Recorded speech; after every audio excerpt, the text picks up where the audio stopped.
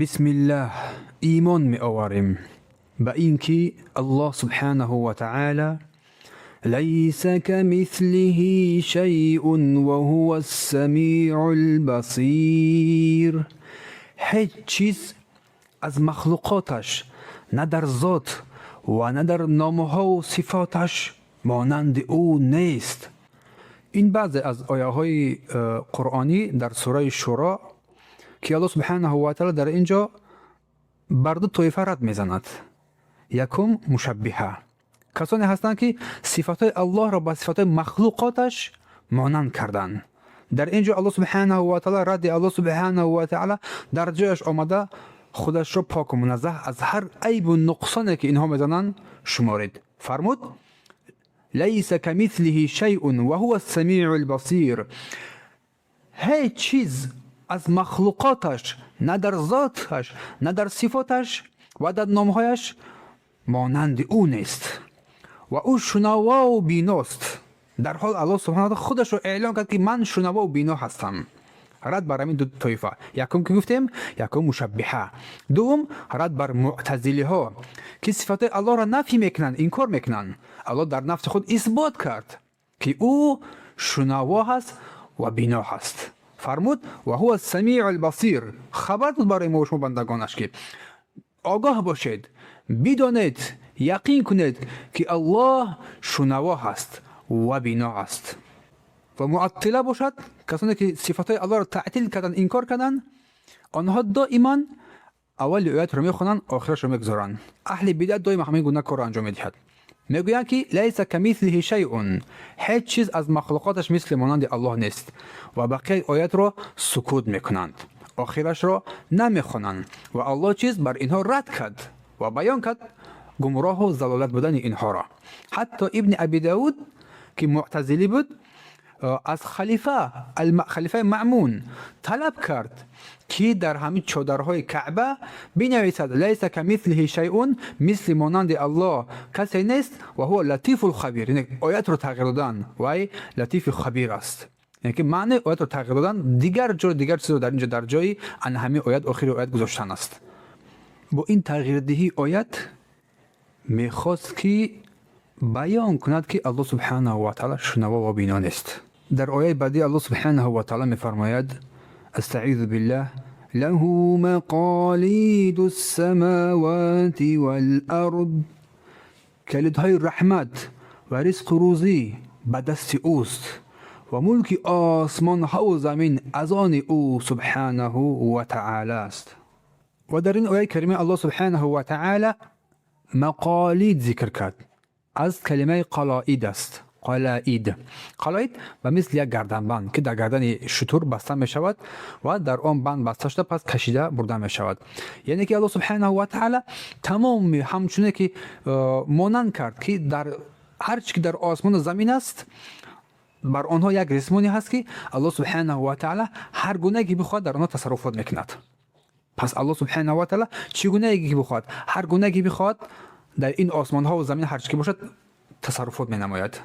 یبسط رزق لمن یشاء و یقدر، برای هر کی بخواد رزق و روزی را گشوده وسع می دارد، می نماید و برای هر کی بخواد رزق و روزیش را تنگ می نماید و او سبحانه و تعالی بر هر چیز داناست.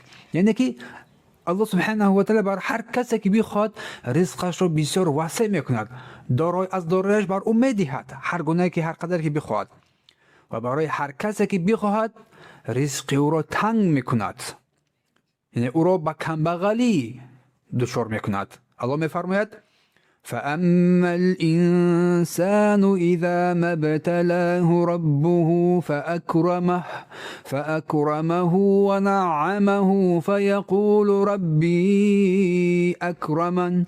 پس هنگامی که الله سبحانه و تعالی بر انسان امتحان نماید، یعنی او را امتحان نماید و او را اکرام نماید، در این بر اون نعمت بدهد، پس میگوید که چیز پروردگار ما را اکرام کرد. در دام فرمود و اما اذا ما ابتلاه فقدر علیه رزقه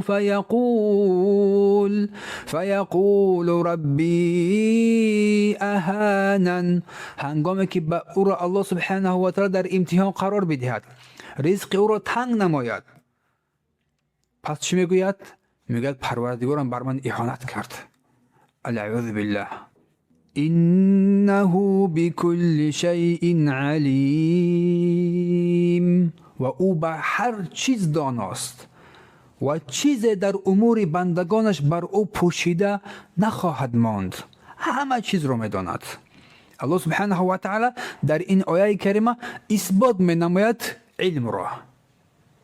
علمش رو در اینجا یک صفات الله چی است؟ الله سبحانه و تعالی علیم است و این از جمله عقیده اهل سنت و الجماعت است. اینکه هیچ از مخلوقاتش نه در ذات، نه در صفات، نه در نامهایش مانند او نیست. اهل سنت و الجماعت در این همگی متفق هستند، اتفاق نظر دارند که هیچ کس از مخلوقات نه در ذاتش نه در صفاتش مانند او نیست. مانند او نیست. کسی مانند الله سبحانه و تعالی نه در ذاتش نه در صفاتش شده نمیتواند و این اصلا ناممکن است. و بر این آیه های صریح و واضح روشن بیانگر است که الله میفرماید در سوره بقره فلا تجعلوا لله اندادا وانتم تعلمون. ای مردم، شما بر الله کسی و چیزی را شریک قرار ندهید. در دیگه آیات میفرماید هل تعلم له سمیا، یعنی هیچ چیز نیست مانند در ذاتش و در اسما و صفاتش و نه در کارهایش. ولیس کمثله شیء، این صفت از صفتهای منفی است.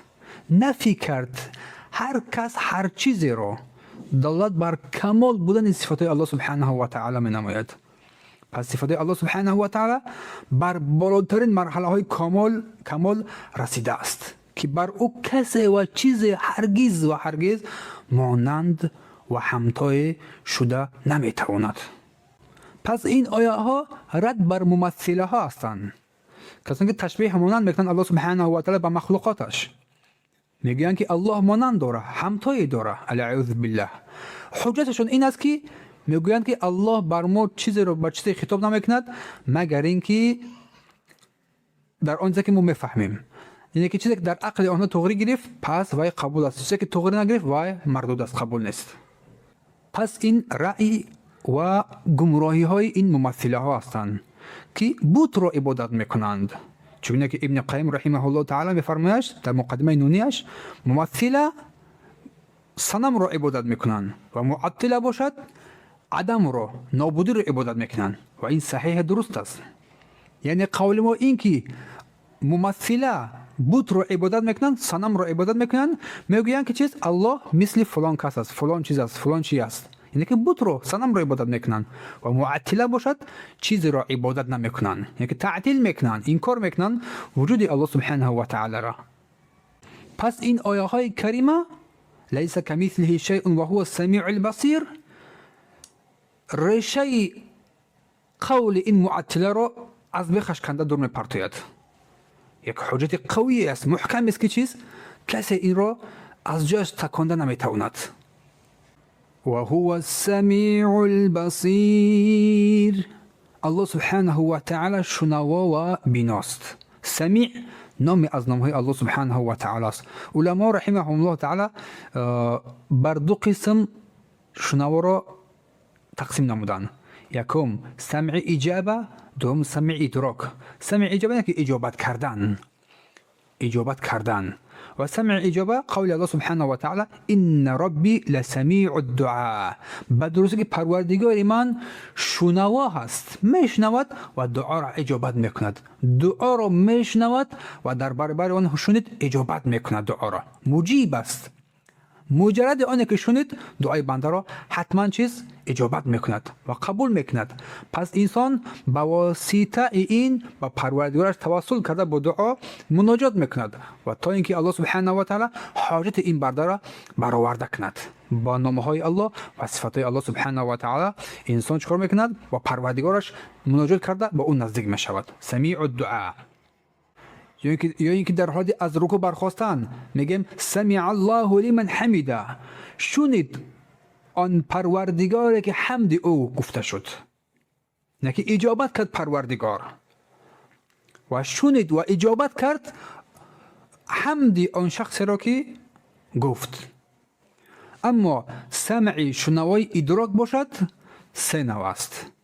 گاهی به معنای تأیید میآید، گاهی به معنای تهدید میآید و گاهی به معنای چیز شمول میآید، شامل در برگرد همه چیز را.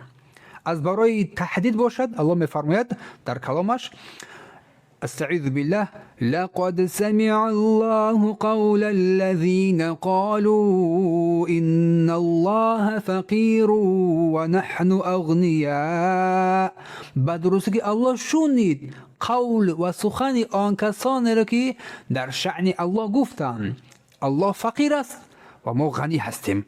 این از باب تهدید است در حق این یهودی های خبیث.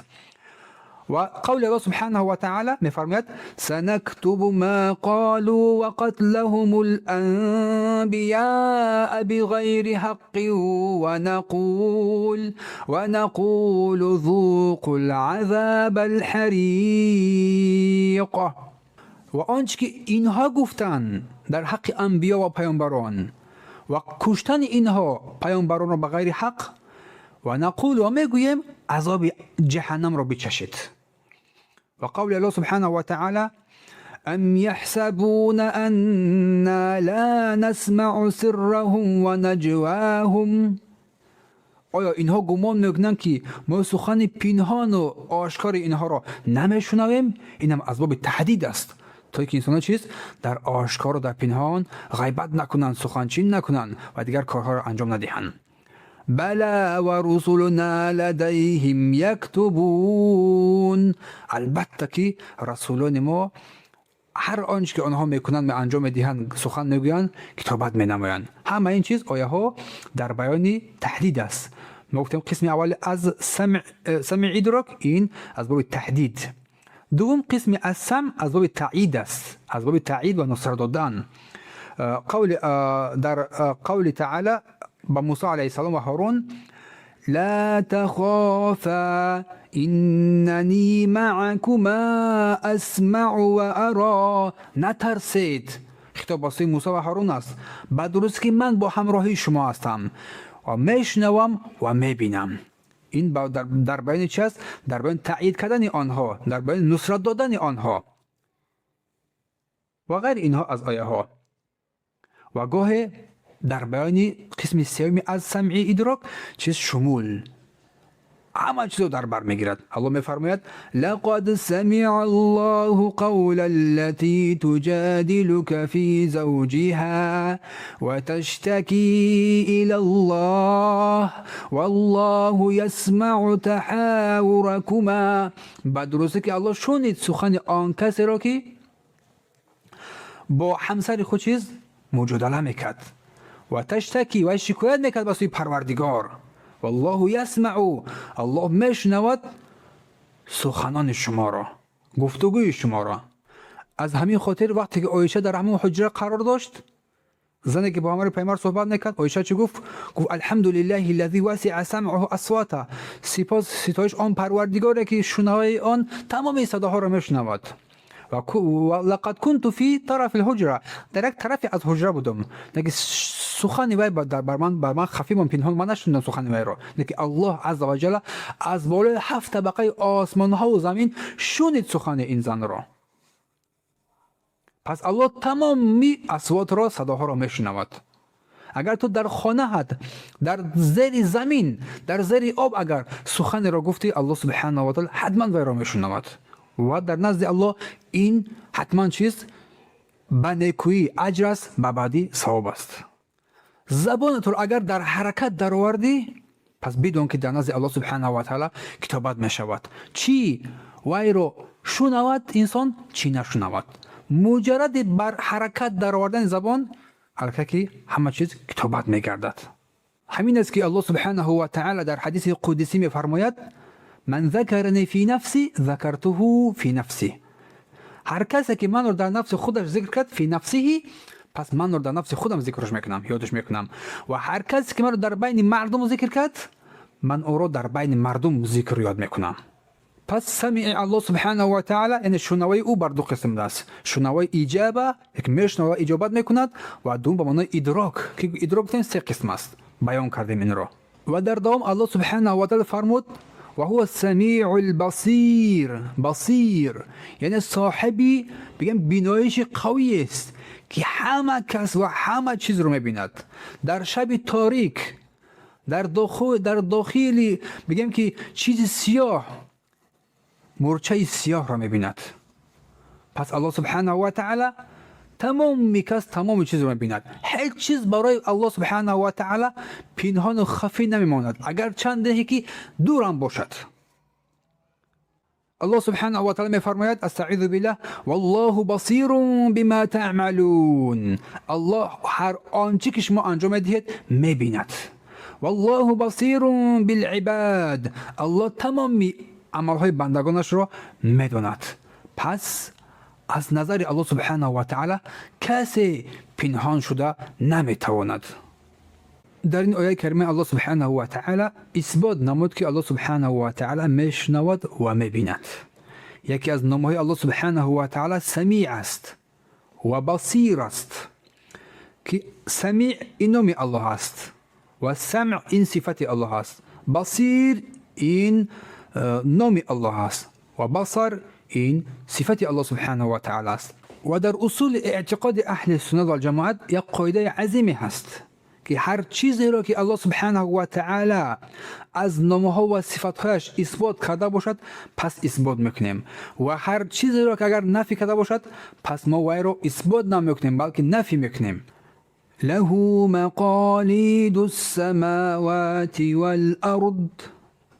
پس تمام الله سبحانه و تعالی زمام داره تمام امور است. تمام چیز در دست الله سبحانه و تعالی است. هر چیزی که در آسمان ها و زمین است همش تصرفاتش در دست الله سبحانه و تعالی است. لا يسأل عما يفعل. سؤال کرده نمیشد آن کار را که الله انجام میدهد. لا معقب لحکمه یعنی حکم الله سبحانه و تعالی را هیچ کس و هیچ چیز رد نمی کند و اصلا این حق را هم ندارد. پس از الله سبحانه و تعالی مسئله داریم که ما را در این حق قوی بگرداند، در این خیر و شر که از الله سبحانه و تعالی ایمان ما را مستحکم بگرداند. اگر به این انسان ایمان آورد قلبش آرام میگیرد. اگر چیز از ضرر اگر برای او رسید پس میگوید آیا همین ملک های آسمان و زمین در دست الله نیست؟ آیا کلید های زمین و آسمان در دست الله نیست؟ آیا کلید های رزق در دست الله نیست؟ پس میگوید بله الحمدلله. یبسط الرزق لمن یشاء و یقدر انه بكل شیء علیم. برای هر کی بخواهد رزق و روزیش را گشاده و وسع میگرداند و برای هر کی بخواهد رزقش را تنگ می نماید، او را فقیر می نماید و او بر هر چیز قادر و تواناست. رزق به معنی عطا هست، آنچه که الله سبحانه و تعالی بر او عطا کرد داد. پس عطای الله سبحانه و تعالی دو نوع است، یکم بر بدن، دوم بر روح. آنچه که متعلق بر بدن است خوردن، نوشیدن، از لباس، زندگی و غیر اینها. اما دوم عطای دوم این علم است، ایمان است، معرفت است، دانش است، عقل است. با یکم انسان میتواند زندگی نماید اما حالش بعد مرگش الله خودش جاناتر است. اما دوم اگر مرد با علم، معرفت، دانش، آموزان، طلب علم کرد پس این انشاءالله که به خیر خیلی عظیمی وفات کرد از این دنیا. الله سبحانه و تعالی منزلت این رو در نظرش قدرش رو خیلی بلند می نماید. و این رزق رو الله سبحانه و تعالی از برای هر کسی که بخواهد میدهد، هر قدری که بخواهد میدهد و از برای هر کسی که بخواهد، هر قدری که بخواهد رزق رو کم میکند، تنگ میکند. پس الله سبحانه و تعالی خود کارساز است، برای هر کسی که رزقش رو بخواهد میدهد. گاهی میشود که انمی رزقی که فراوانی که برای بنده میدهد شاید برای وی خوب و نیکو باشد. گاهی میشود که انمی رزقی که از بندگانش میگیرد وی رو به فقر به تنگی مبتلا میکند، شاید برای وی خوب باشد، این نیکو باشد برای وی. الله سبحانه و تعالی عالم الغیب است. شاید که الله سبحانه و تعالی برای این بنده اش رزق فراوان کند، پس بنده بدبخت سرکش بگردد. شاید الله سبحانه و تعالی این رزق رو از وی کشیده بگیرد و مطیع فرمان الله سبحانه و تعالی بگردد. حکمت دست الله سبحانه و تعالی است. انه بكل شيء علیم. الله سبحانه و تعالی بر تمام چیز داناست و بیناست، علیم است بر همه چیز. بكل شيء، بر تمام چیز الله سبحانه و تعالی علیم است. الله سبحانه و تعالی میفرماید ولقد خلقنا الانسان ونعلم ما توسوس به نفسه ونحن اقرب الیه من حبل الورید. در حقیقت ما خلق کردیم انسان را و میدونیم که او را چه چیزها وسوسه میکند. و نحن اقرب، ما نزدیکتر هستیم از او دیده، از رگ گردنش ده با اون نزدیکتر هستیم. اگر انسان با ایچ اگر ایمان آورد، انشاءالله که تمام خوف از وجود او ناپدید شده، انسان قوی میگرده در این راه. پس از این آیه ها برمی آید که الله سبحانه و تعالی بر نفس خودش اثبات نمود که وی سمیع است، وی شنوا و بینا است. در این نفی ممثله هستند که مثال بزن، تمثیل میکنن. لیس کمثله شیء، مثل مانند پروردگار هیچ کس و هیچ چیزی نیست. رد بر همین ممثله هست در این و رد بر معطله ها هست و هو السمیع البصیر و هو شنوا و بیناست. و اثبات نمودن سمیع و بصیر دو نام از نامهای الله سبحانه و تعالی که اینها در برگیرنده صفات الله سبحانه و تعالی هستند. اثبات نمودن که سمعی الله، شنوای الله و بینایش الله سبحانه و تعالی از قول الله سبحانه و تعالی سمیع و هو السمیع البصیر. عموم ملک الله سبحانه و تعالی و تدبیر او، له مقالید السماوات والارض، تمام خزائن، کلیدهای خزائن دنیا و آسمان ها و زمین در دست الله سبحانه و تعالی. و همچنین در این خزینه، در این چیزها کسی الله سبحانه و تعالی را شریک شده نمیتواند و سزاوار آن نیست که شریک الله سبحانه و تعالی قرار بگیرد. و الله سبحانه و تعالی برای هر کسی که بخواهد هر قدر رزقی بخواهد میدهد و هر کسی را که بخواهد رزق را از او کم میکند. و قول مؤلف رحمه الله تعالی نؤمن، ایمان می آوریم به این که رزق تمام بندگان در دست او سبحانه و تعالی است. ایمان می آوریم به این که او سبحانه و تعالی و ما من دابة فی الارض الا علی الله رزقها ويعلم مستقرها ومستودعها كل في كتاب مبين. هیچ جنبنده در روی این زمین نیست مگر آنکه روزی او، رزق و روزی او در نزد الله سبحانه و تعالی بر عهده او سبحانه و تعالی است، در جای قرار زیستش و دفنش را میدهد. زیرا همه در کتاب الله سبحانه و تعالی، کتاب مبین یعنی لوح المحفوظ، کتابت شده است. و لفظ دابه در زبان عرب به معنای هر چیزی که در روی زمین حرکت میکند، از حیوانهای کلان خرد، از حشرات ها، از پرنده ها، هر چیزی که باشد، هر چیزی که حرکت میکند پس وی دابه است. همه این رزقش در نزد پروردگار است. الله سبحانه و تعالی رزق هر کسی رو که هر قدری بخواهد بر وی عطا میکند. یعنی الله سبحانه و تعالی رزق بنده را هر جا که باشد عطا میکند. در شکم بنده، در شکم مادرش است، رزق وی حتما عطا میگردد، ادا میگردد. از شکم مادرش بیرون میبرد، رزق وی حتما ادا میگردد. حتی بعضی از حیوان ها و چرنده ها و درنده ها از اینسان است که توانایی جستجو کردن رزق خود را ندارند، دیگه الله سبحانه و تعالی برای وی رزقش را آسان میکند، برای وی رزقش را بر پیش خود بر پیشش میآورد.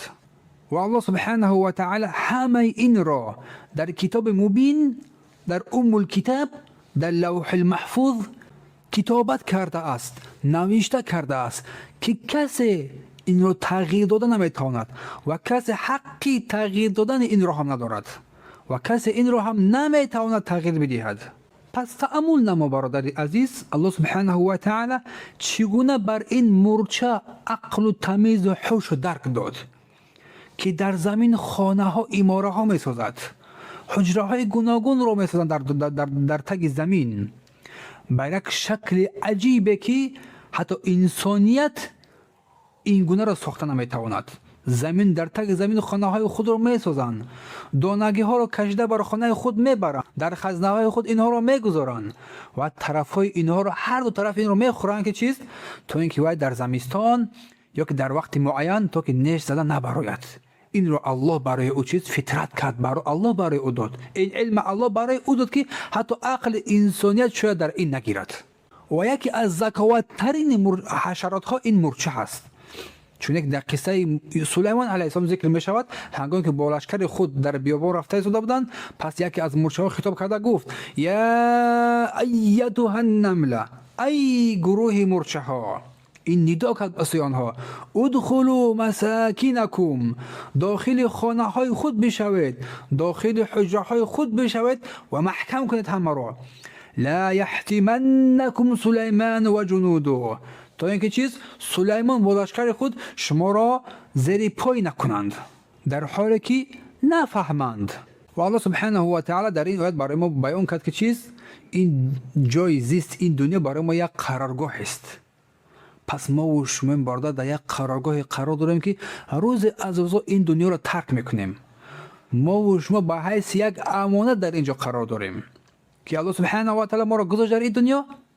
پس حتما از این دنیا ما میریم و ما پرسیده میشویم و هر از آنچه که الله سبحانه و تعالی از این نعمت هایی که ذکر شد الله برای ما عطا کرد، از زندگی، از حیات، از زن، از فرزند، از دارایی، از فقیری، همه این چیز یک داری قرارگاه است که ما روز از روزها اینها را ترک خواهیم کرد. سبحانك اللهم بحمدك نشهد ان لا اله الا انت استغفرك واتوب الیه.